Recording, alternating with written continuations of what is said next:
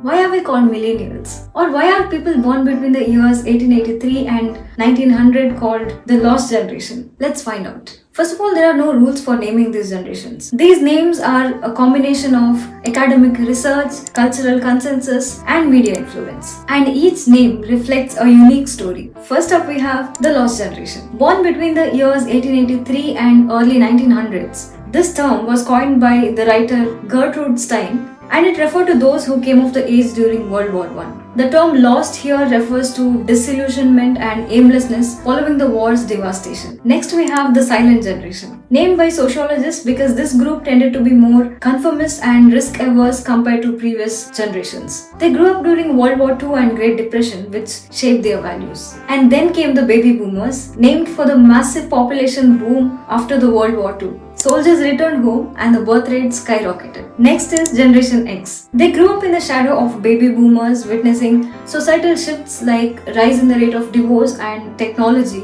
And the symbol X here refers to unknown or undefined identity following their skeptical and diverse attitude. Enter the millennials. This generation is also called as Generation Y, named for their coming of age at the turn of millennium. And this generation is associated with significant technological advancement and globalization. Then we have Gen Z, digital natives who have never known a world without internet. Though their name follows the sequence of Generation X and Y, they have their own identity, which is shaped by social media and connected world. Finally, the newest cohort, Generation Alpha. Mark McCrindle, a social researcher, coined this term using a Greek alphabet. Alpha here symbolizes a fresh start, born into the world of AI, smart devices, and climate awareness. From lost to alpha, these generational names capture the essence of their times. And they are not just labels, they are stories of how history, technology, and culture shaped the lives of millions.